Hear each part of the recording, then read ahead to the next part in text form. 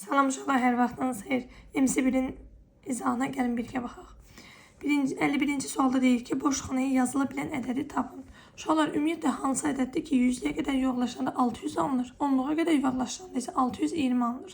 Bu, buradakı C bəndindəki ədəddir. Baxın, həqiqətən 617-ni 100-yə qədər yuvarlaşdıranda 1-ə baxırıq, 1 5-dən az olduğuna görə 600 alınır. 10-luğa qədər yuvarlaşdıranda 7'ye baxırıq, yəni təkliyinə. Görürük təkliyi 5-dən yuxarıdır, ona görə 620 alınır. Cavab C bəndi. Gəlirəm 52-yə. 52-ci sualda uşaqlar, əvvəlcə gedirsiniz bu ədədin nə qədər olduğunu tapırsınız. Hesablama nəticəsində 30.000 üstəgəl 7.000 üstəgəl 200, daha doğrusu 20 üstəgəl 5 eləyir 37.025. Bundan da gəlib çıxırsan 30.988-i, o da eləyir 7 3 deməli 0 6 Y bəndi. Cavab elədi 6037. Gəlirəm indi 53-ə. 53-cü sualda deyir ki, uşaqlar kvadratları cəmi 80 olan ədəd. Əvvəla kvadratları cəmi 80 olan ədəd tapmalısınız. Bu da deməli 8-in kvadratı ilə 4-ün kvadratının cəmi bizə 80-ı verir. Həmin ədədin 2 natural ədədin kubları cəmini tapıram. İndi 8-in kubunu tapıram və 4-ün kubunu tapıram və cəmləyirəm. 8-in kubu 512-dir. 4-ün kubu da 64-dür. Cavab eləyir 576. Yəni B bəndi. Gəlirəm 54-ə. Təkliflərdə neçəsi doğrudur? 3 dənə ardıcıl ədədin, tək ədədin cəmi 6-ya bölünür. Tutalım ki, uşaqlar qaydanı bilmirsiniz. Əslində qaydanı əzbərləməlisiniz ki, bu qayda səhvdir. Çünki tək ədədin 3 dənəsi, 3 dənə tək ədəd toplayanda cavab da tək olacağına görə heç bir tək ədəd axı 6-ya bölünmür. Ona görə bu səhv olacaq. Amma yenə tutam, indi tərəddüddəsən, qaydanı da yaxşı bilmirsən, ən azından burada variant yerinə qoya bilərdiniz. Deməli, necə qoyuruq? Gəlin baxaq. Birinci götürürük bu misalda. Məsələn, 3 dənə ardıcıl tək ədəd yazırıq. Məsələn üçün 7 üstəgəl 9 üstəgəl 11. Topladım, elədi 27. Axı 27 6-ya bölünmür. Hər zaman ödənməyən qayda səhvdir. Bəzən ödənməyən səhvdir. Yəni aydındır. Düzgün qayda odur ki, hər zaman ödənsin. Sonra ikinci də deyir, ardıcıl tək ədədin cəmi 2-yə bölünür. 2 dənə, baxın, baxmayaraq ki, təklərin cəmidir, səhv götürməyin. Burada ədəd 2 dənədir axı, ona görə 2 dənə tək ədəd cüt cavab verəcəyinə görə cavab düzdür. Məsələn, istəyirsinizsə, laf fikrinizdə qalması nümunə götürək. Deməli, 5 ilə 7 ilə də 12, 12-də 2-yə bölünür. Belə. Sonra gəldik üçüncüyə. Üçüncüdə deyir ki, cəmdə toplanan hər biri verilmiş ədədə bölünürsə, bölünərsə, yəni yumuşaq şəkildə deyir, məcbur etmir. Bu zaman doğrudur demişdik. Ona görə bunu da götürdük. Bu düzdür, bu da düzdür. Sonra Rum rəqəmləri mövqeyisiz say sisteminə aiddir. Bəli. 0-dan 9-a 10-luq say sisteminin bazis rəqəmləridir. Bəli, hətta baza sözüylə yadda saxlayın demişdim. Və burada fikir verin ki, bütün rəqəmlər iştirak eləsin. Bax, bəzən ola bilər ki, səni çaşdırmaq üçün 0, 1, 2, 3, 4, 5, 6 yazmazlar. Birbaşa 7, 8, 9 yazarlar. Yəni, diqqət elə ki, hamısı orada iştirak eləsin. Bu düz. Deməli, məndən neçəsi doğrudur soruşduğuna görə 4 dənəsi cavab D bəndi. Sonra keçid edək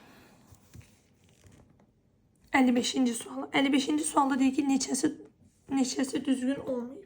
Əvvəla uşaqlar, birincisi düzgün deyil, çünki 4 dənə, yəni 3 dənə artıq rum rəqəmi ardıcıl yazıla bilməz. Sonra CMX də düz deyil, çünki M-in solunda özündən kiçik 2 dənə C-ni yaza bilməz. Bu düzdür. Bu səhvdir, çünki V-nin solunda özündən kiçik 2 dənə xətt yaza bilməz. Bu düzdür, çünki bir qayda pozulmayıb burada. Deməli, neçəsi düzgün yazılmayıb. Bax, yazılmayıb istədiyinə görə cavab 3-dür. Yazılıbı istəsəydi cavab 2 idi. 56-da deyir ki, ədədin yüzlüklər mərtəbəsindəki rəqəmin qiyməti neçədir? Baxın, qiymət açar sözünü görən kimi elə bir ki, ən rahat qiymət olandır da. Qiyməti istəyir. Yüzlükdəki rəqəmin qiyməti 400 olacaq. Yəni, onun oradakı dəyərini istəyir. Sonra tənliyi həll edin və x-i tapın. Bu da mövzu 7 idi. Bu tip tənlikləri necə həll edirdik? Qismətin əsas xassəsinə görə. Yəni bölünən burada bax 3 dəfə azalıbsa, deməli bölən də 3 dəfə azalmalıdır. Əslində bu 4x plus 2 nəyi əvəzləyir? 30-u 3 dəfə azaldanda alınan 10-u. Yəni əslində müəllimə 4x plus 2 10 olmalıydı. Prosta onun yerinə 4x plus 2 yazıblar. Və bunu da gedib bir sıradan bir tənlik kimi həll edirsiniz. 2 burada toplamaçı o tərəf keçəndə çıxma olur. 4 ədədlə hərf arasında vurma var, yazılmır. Vurmaçı o tərəf keçəndə bölmə olur, alınır 2. Şimdi məndən nəyi soruşur? X-i, X-də alınır 2. Deyir 1-dən 9-a qədər, şu anda 9 da burada daxil olur. 1-dən 9-a qədər ədədlərin yazılışına, Rum rəqəmi ilə yazılışına daha doğrusu neçə ədədin tərsi yazılışında ədəd özündən böyük ədədə çevrilir. Ümumiyyətlə 1-dən 9-a qədər ədədlərin Rum rəqəmi ilə yazsaq, baxın 1, 2, 3, 4, 5. Yəni indi bu əslində alt xəttləri yazmaq məcbur deyil. Mən yazıram. 6, yəni belə yazsaz kifayətdir. 7, 8, 9. İndi baxın, gəlin tərsinə çevirək. 2-ni tərsinə çevirsək, zaten baxın elə 2 alınacaq. 3-də də 4-ü tərsinə çevirsək amma 6 alınır. Bax 6-ı tərsinə çevirsək 4 alınır. Azalır. Mənə isə lazımdır artsın. Sonra bir də 9-u tərsinə çevirəndə 11 alınır. Ona görə cavab 2 dənə, yəni Y variantı olur. 59 rahat sualdır. Sıfırlarımızın sayı neçə dənədir? 4 dənə. Ona görə enimiz də 4 olur. Cavab olur A bəndi.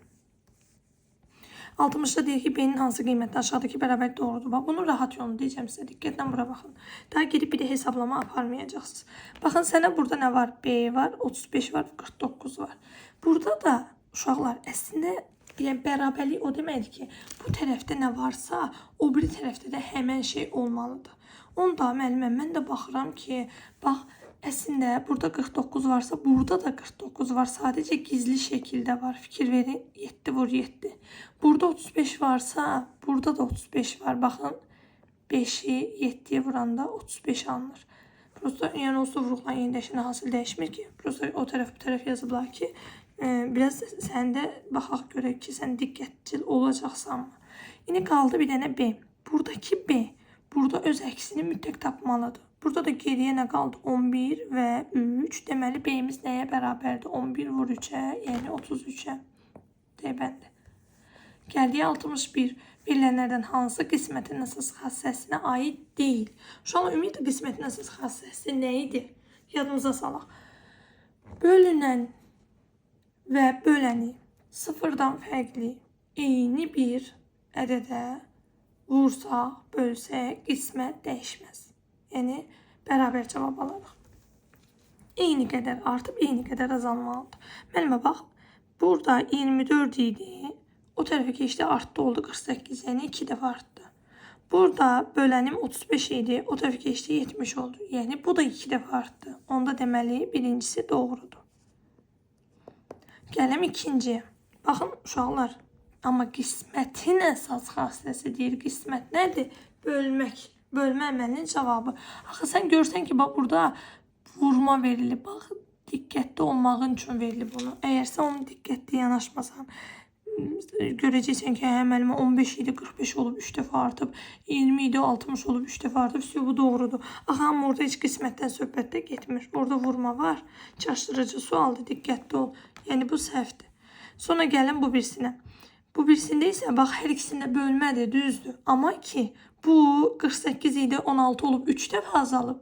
Bu isə 18 idi, 9 olub 2 dəfə azalıb. Axı, biz dedik qismətin əsas xassəsindəki eyni qədər artıb azalsın. Ona görə bu da səhvdir. Sonra 4-cüyə baxıram. Bax, 3x plus y idi, 9 oldu. 3 dəfə artdı, düzdür. Bu 4a idi, 12a oldu. Bu da 3 dəfə artdı. Aha, şu qayda pozulmayıb, bu doğrudur. Bu A fərqlidir, 0-ı niyə verib bizə? Uşaqlar, əgər A-mız 0 olsa, bölənimiz 0-a çevrilir. Yəni, riyaziyyatda da 0-a bölmə olmaz. Ən kobud qaydadır demişim, düzdür. Ona görə bunu bu mənada sənə verib. Sonra, burada da var, fikirlərin vurma ilə bizi çaşdırır. Ona da diqqət edin. Yəni, bu da səhvdir.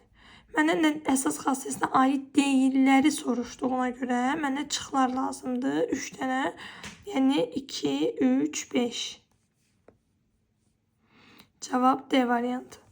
Sonra gəldim təkliflərin neçəsi doğrudur? Onluq say sistemi mövqeyli say sistemidir. Bəli. Sonra Rum rəqəmi ilə yazılışında eyni bir simvol bir-birinin ardınca ən vacib sözü var yazıb. 3 dəfədən artıq yazıla bilməz. Düpbədüz. Rəqəmin mərtəbə qiyməti mərtəbə vahidinə bərabər ola bilər. Bəzən olur. Baxın məsələn uşaqlar 371 ədədində təklik mərtəbəsinin vahidi də 1-dir. Təklik mərtəbəsindəki rəqəmin qiyməti də 1-dir. Görürsünüz, ola bilər. Yəni hər zaman olmasa da, yəni bəzən ola bilir də. O da sən demir ki, hər zaman belə olur. Deyir, ola bilər. Yumuşaq şəkildə deyir. Deməli, sonra gəldik. Minliklər serində 4 dənə mərtəbə var. Əvvəla, heç bir sinifdə 3-dən artıq rəqəm ola bilməz uşaqlar. Bu getdi. Bir minlik 10 dənə yüzlükdür. Bir dənə minlik yazın. Ədəddəki 10 deməli yüzlüklərin sayını tapmaq üçün sondan 2 dənəsini pozursa, həqiqətən də 10 qalır. Məndən də nəyi soruşur müəllimə? Doğruları. Sayıram doğrularımı. 1, 2, 3, 4. Cavab nədir? D bəndi.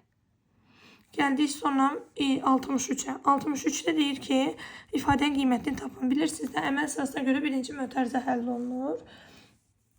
Və biz də başlayırıq birinci mötərizəni həll eləməyə. Mötərizə 2 ilədir 3. Sonra isə qüvvətlər həll olunur. 2-nin üstü 4 eləyir müəllimə 16. 16 çıxılsın 9. Üstə gəl 100 bölünsün 4 vur 3. İndi burada da əməl sırasına görə birinci biz eləməliyik bölməni. Eləyir 25. Çünki uşaqlar vurma bölmə desək də hansı birinci gəlibsə, yəni soldan başlayaraq, birincidən başlayaraq həll edirsə. Bu ilədir 25. 25'i vurursunuz 3'e. Eləyir 75. Misal oldu. Bunların yerinə 75 yazıram. Və uşaqlar, əməl sırasına görə yenə də toplama çıxmadan da hansı birinci gəlibsə, birinci onu edəcəksiniz. Və biz də görürük ki, birinci çıxma gəlib. Çıxmanı elədiyi cavab burada 7.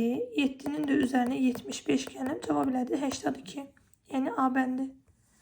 Devam edək. 64 tipli misallar biz dəfələrlə işləmişik. İstər yəni mövzu 1-də və ya digər mövzularımızda da rastımıza çox çıxıb. Bu tip misalları həmişə bildiyimiz hissədən başlayın demişdim. Yəni bizim bildiyimiz burada AB üstü xətti açmaqdır. AB üstü xətti açanda 2 rəqəmli ədəd necə açılır? 10A üstə gəl B. Bu hissə isə öz yerində qalıb. Elə ona əl vurmuram. Sonra A'ları bir tərəfə yığırdıq, B'ləri bir tərəfə. Həmişə balaca, böyük tərəfə gedir. Belə demişdik. Onda 2A burada toplanandı. O tərəfə keçəndə çıxma olacaq. 10A'dan da 2A'nı çıxanda 8A bərabərdir. B burada toplamadı. O tərəfə keçəndə çıxma olacaq 4B. Burada da sizə demişdim ki, uşaqlar, əgər ixtisar etmək şansınız varsa, mütləq bunu dəyərləndirin. Amma mütləq ya. Həqiqətən görən müəllimə ki, hər tərəf 4'ə bölünür. Gedirəm qəşəngcənə bölürəm. Alınır 2A bərabərdir B. Bu da nə mənaya gəlir? Bu o mənaya gəlir ki, bizim təkliyimiz onluğumuzun 2 qatıdır. B təklikdə dayanan hissə idi də, fikir versiniz. Onda müəllimə mən onluğa 1 yazsam, təkliyim 2 qatı, yəni 12 olacaq. Mən onluğuma 2 yazsam, təkliyim 2 qatı olacaq, yəni 24 olacaq.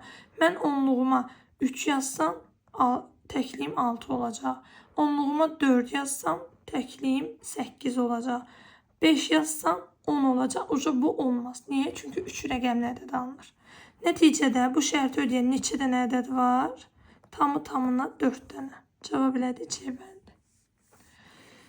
Gəldik sonra 65'ə. 65'də deyir ki, uşaqlar, bu təqribi bərabərliyin doğru olması üçün A'nın yerinə yazıla bilən rəqəmlərin cəmini tapın. Mən də görürəm ki, mənim ədədim 100-yə yuvarlaşır. Çünki 2 dənə 0 var, düzdür? 100-yə qədər yuvarlaşdıranda mənim müəllimə deməli onluğum 5'dən yuxarı olub. Hardan bildim? Çünki mənim yüzlüyüm 2'dir, amma çıxışda 3 olub. Deməli artıb. Arta bilibsə A mütləq 5, 6, 7, 8 və 9 olmalıdır.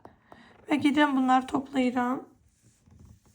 Deməli elədi burada 11, 11'in üstüne 9 gəldim 20, 20'in üstüne 15 gəldim. Cavab elədi 35. B bəndi. Sonra 66'da deyir verilmiş ifadəni, mötərizəni necə olmalıdır? Ümumiyyətlə mötərizəni elə qoymalısınız ki, cavab 135 alınsın. Və baxıram ki, uşaqlar Eğer mötərizə olmasaydı mən birinci 15'i 23'e vurub, son üstüne 12 gelip sonra 18 çıxmalıydım və nəticədə cavab 135 etməyəcəkdi. Amma mən mötərizəni belə qoysam, birinci 15'in üzerine 17, 15'in üzerine 12'nin gəlimi 27. 23'ten de 18 çıxıram, edir 5. Sonra 27'ni de 5'e vururam, tamına edir 135. Deməli neymiş? Cavab A bəndiymiş. Gəldik indi 67'ye. Rəqəmləri cəmi 15 olan 3 rəqəmli ədədin onluq mərtəbəsindəki rəqəm 6'dır. Əvvəla neçə rəqəmli ədəddir? 3 rəqəmli. Onluqdakı 6'dır. Bu ədədi yüzlüklərə qədər yuvarlaşdıranda 600 alınır. Bax, özün bax, fikirləş. Sən bu ədədi yüzlüyəcə yuvarlaşdıranda sən onluğa baxacaqsan. Onluğun 5'dən yuxarıdırsa, sənin yüzlüyün artacaq. Yüzlüyün artıb ki 600 olub da, düzdür? Deməli, artmasaydı, sənin yüzlüyün 5 idi. Əsas vacib hissələri tapdın. Bəs təkliyi müəllimə necə tapaq? Təkliyi bax, ilk başda verən 15 var ha. Onun vasitəsilə tapacaqsan. Yəni 5'in üzərinə 6 üzərinə də nə gəlsən, cavab 15 eləyər. Təbii ki 4 gəlsən. Mən də deyir ki bu ədədi tapın. Cavab eləyir 564. Deybəndi. Gəldik 68'e. Bu ədədi onluq say sistemində yazın və rəqəmlərini cəmləyin. Onluq say sistemində gəlin yazaq. İlədi bu M, yəni 1000, CM 900, XL 47. Yəni müəllimə bu olur 1947. Və mənə deyir ki, uşaqlar, mənə deyir ki, bu ədədin rəqəmlərini cəmləyin. Topladım elədi 10, 11, 21. Cavab elədi B bəndi. Sonra hansı verilmiş ədədə bərabər olar? Neçə dənə sıfırımız var uşaqlar? 1, 2, 3, 4, 5, 6 dənə. Deməli bu 10 üstü 6'dır. Yəni milyon.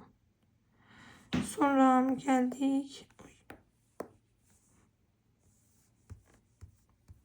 70-ci sualda deyir ki, bu ədədində minliklər sinifinin vahidlərinin sayı təkliklər sinifinin vahidlər sayından nə qədər azdır? Uşaqlar, minliklər sinifindəki vahidlərin sayı, biz vahidlərin sayı sualını demişdik ki, sinifdə neçə vahid var sualı ilə eynidir. Hətta bunu bir yaxşı yadınızda saxlamaq üçün belə nümunə çəkirdim ki, məsələn, biri gedir sinifə soruşur müəllimdən ki, sinifdəki şagirdlərin sayı nə qədərdir? Müəllimə sinifdə gözünün gördüyü qədərini deyir. Və ya həmin adam içəri girib soruşsaydı ki, sinifdə nə qədər şagird var, neçə şagird var, yenə müəllimə gözünün gördüyünü deyəcəkdi. Onda biz də bu misalda minliklər sinifindəki vahidlərin sayına baxırıq, gözümüz 73 görür.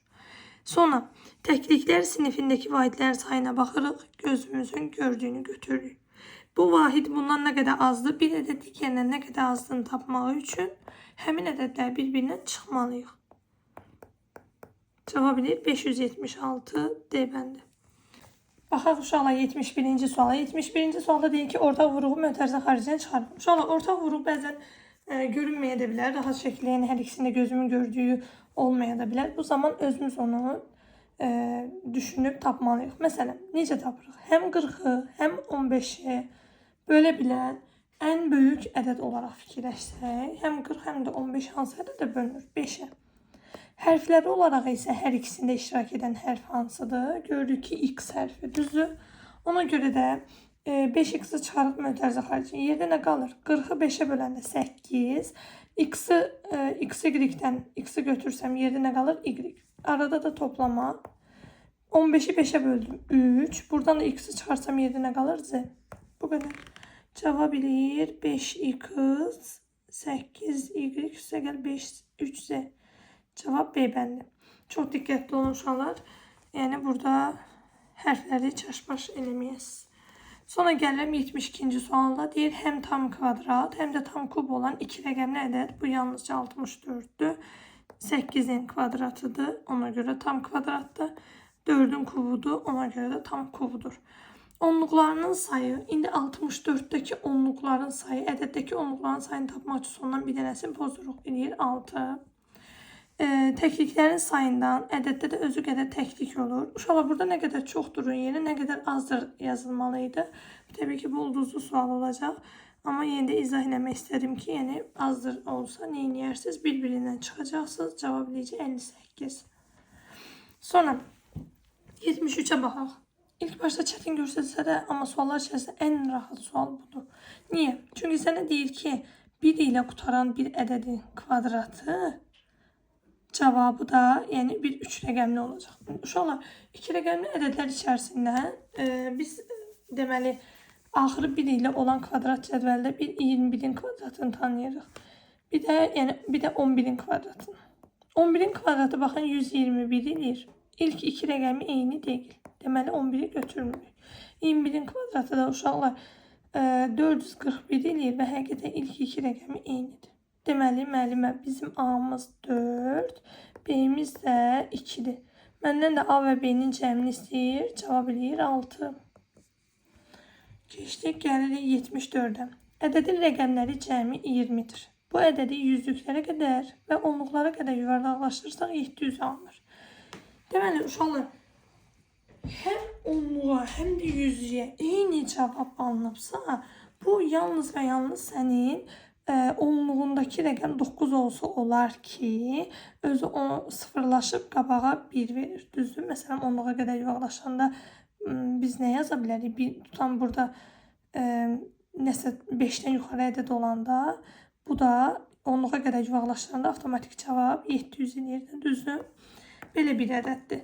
İndi amma mən dəqiq orada 5-mi, 6-mı bilmirəm. Diqqətlə analiz edirəm. Başa düşdüm ki, onluğumdakı rəqəm 9'dur. Deməli, yüzlüyümdəki də 6 olmalıdır ki, yüzlüyə qədər yuvarlaşdıranda 700 alınsın. Pəs mənim təkliyimdəki rəqəmimi necə seçim?